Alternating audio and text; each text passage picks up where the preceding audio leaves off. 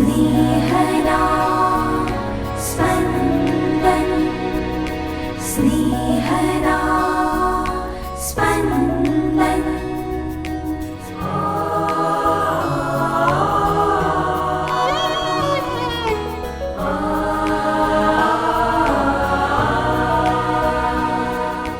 સામાન્ય કાળના 8મા અઠવાડિયાનો સોમવાર.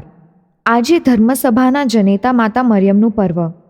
આજના શુભ સંદેશમાં ઈસુ પોતાની અંતિમ ક્ષણોમાં યોહાનને માતાની ભાળવણી કરી એ દ્વારા માનવજાતને પોતાની માતા આપે છે અને આપણ સહુને માતા મરિયમના સંતાનો બનાવે છે. આપણે કર્મોથી ઈસુના સ્નેહીજનો બની રહીએ અને એમ માતા મરિયમના સાચા સંતાન પુરવાર થઈએ. સાંભળીએ સંત યોહાનકૃત શુભ સંદેશ, અધ્યાય 19, કડી 25-34.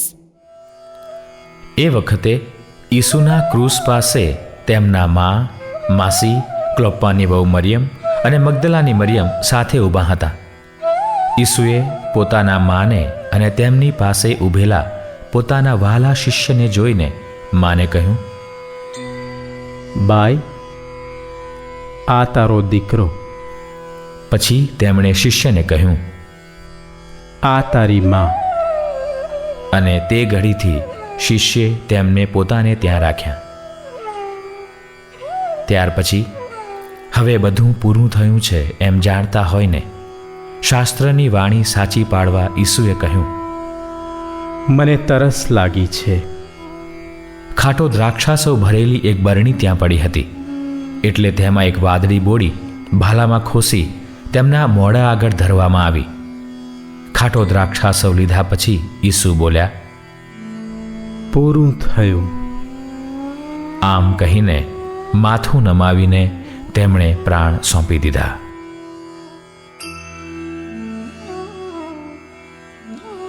એ પાસખાની તૈયારીનો દિવસ હતો. વિશ્રામવારને દિવસે શબો ક્રૂસ ઉપર રહે એમ યહૂદીઓ ઈચ્છતા નહોતા. વળી એ વિશ્રામવાર તો મોટા પર્વનો દિવસ હતો. આથી તેઓએ પિલાતને વિનંતી કરી કે પગ તોડીને શબોને ઉતરાવી લો. એટલે સિપાહીઓએ આવીને ઈસુની સાથે ક્રૂસે જડાયેલા 2 જણમાંથી પહેલાં એકના અને પછી બીજાના પગ તોડી નાખ્યા. પણ જ્યારે તેઓ ઈસુ પાસે આવ્યા ત્યારે તેમને માલુમ પડ્યું કે તે તો મરણ પામી ચૂક્યા છે. એટલે તેમણે તેમના પગ તોડ્યા નહીં. પણ એક સિપાહીએ તેમના પડખામાં ભાલો હુલાવ્યો કે તરત જ લોહી અને પાણી વહેવા લાગ્યા. स्नेहदा स्पन्दन स्पन्दन। એને ક્રૂસે જડાવોના ક્રૂર પોકારો, ઠઠ્ઠા મશ્કરીઓ, સૈનિકોની ક્રૂરતા બધું શમી ગયું છે. ક્રૂસે લટકેલા ઈસુની પાસે હવે માત્ર માતા મરિયમ અને એમનો વાલો શિષ્ય યોહાન ઊભા છે. અહીં વેદનામાંથી પ્રકટીકરણ અને મૃત્યુમાંથી જન્મે છે ધર્મસભા. દવાખાને બીમાર બાળક પાસે રાત્રે જાગતી માતા બાળકનું દુઃખ ઓછું નથી કરી શકતી, પણ એના દુઃખમાં સહભાગી છે, એની નિશાની છે. માતા મરિયમ એ જ કરે છે. છેલ્લા શ્વાસ લઈ રહેલ જગતારકને આટલી વેદના વચ્ચે પણ ફિકર છે માતાની. પોતાના વાલા શિષ્યને માતાની ભાળવણી કરે છે તો શિષ્યને માતાની ભેટ આપે છે. મને તરસ લાગી છે એ પોકારમાં માનવ દેહધારી પ્રભુને શારીરિક તરસ લાગી છે એ સ્પષ્ટ છે, પણ એમાં શાસ્ત્ર પૂર્તિ પણ છે. સ્તોત્ર 69:21 કડી.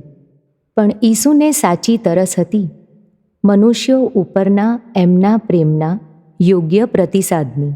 ઈસુના પ્રેમને યોગ્ય પ્રતિસાદ એટલે એમણે આપેલી પ્રેમની આજ્ઞાનું પાલન.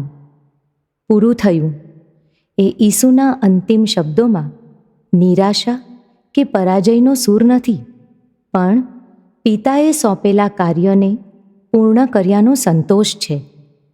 જે રીતે જૂના કરારમાં મુક્તિની રાત્રિએ બલિના હલવાનના અસ્થિ તોડવામાં આવ્યા નહોતા, એ રીતે જગમુક્તિ કાજે અર્પાયેલ ઈસુરૂપી હલવાનનું શરીર પણ અકબંધ રાખવામાં આવ્યું અને પ્રથા મુજબ લટકેલા 2 ચોરના પગ સિપાહીઓએ ભાંગી નાખ્યા, પણ ઈસુના નહીં.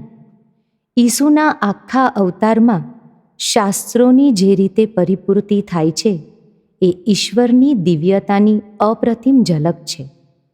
ક્રૂસ કરુણાંતિકા નથી, પણ ઉપાસના છે. સિપાહીઓ ઈસુના પગ ભાંગવાનું પડતું મૂકે છે, પણ એમના પડખામાં ભાલો હુલાવી દે છે, જ્યાંથી રક્ત ને પાણી વહી નીકળે છે. આની નોંધ માત્ર યુહાનના શુભ સંદેશમાં જોવા મળે છે, કારણ તેઓ જ હાજર હતા. ઈસુના પડખામાંથી વહી નીકળેલ પાણી સ્નાન સંસ્કારનું પ્રતીક છે અને રક્ત પવિત્ર ખ્રિસ્ત પ્રસાદનું સાંકેતિક રૂપ છે. ધર્મસભાના સંસ્કારો અને આખી ધર્મસભા ઈસુના ઘવાયેલા હૃદયમાંથી જન્મેલ છે. જૂના કરારમાં જખરિયા 12મો અધ્યાય 10મી કડીમાં લખ્યું છે, એ દિવસે હું દાવીદના વંશજો અને યરૂશાલેમના વતનીઓમાં દયા અને પ્રાર્થનાની ભાવના જગાવીશ, અને જેને તેમણે વીંધી નાખ્યો છે તેના ઉપર તેઓ મીટ માંડી રહેશે. આ આગાહી આ રીતે ઈસુમાં પૂર્ણ થાય છે. આજના પાઠમાંથી નોંધવા લાયક 4 બાબતો છે. પહેલી બાબત વફાદારી. કશું કરીએ કે ન કરી શકીએ, આપણી હાજરી માત્રથી આપણે કોઈને પણ આપણા પ્રેમ અને લાગણીનો અહેસાસ કરાવી શકીએ. બીજી બાબત, નામોશીનું નિશાન મનાતા ક્રૂસને ઈસુએ જગત મુક્તિનું સાધન બનાવ્યું. એટલું જ નહીં, પણ એના થકી જ એમના અનુયાયીઓનો મોટો સમાજ બનાવ્યો. ત્રીજી બાબત, ઈસુની તરસ આપણી મુક્તિ માટેની છે અને તેથી ઈચ્છે છે કે એમનું બલિદાન એળે ન જાય. ચોથી બાબત, ઈસુના શબ્દો પર મનન કરીએ. પૂરું થયું, ત્યાં જ આપણું કામ શરૂ થાય છે.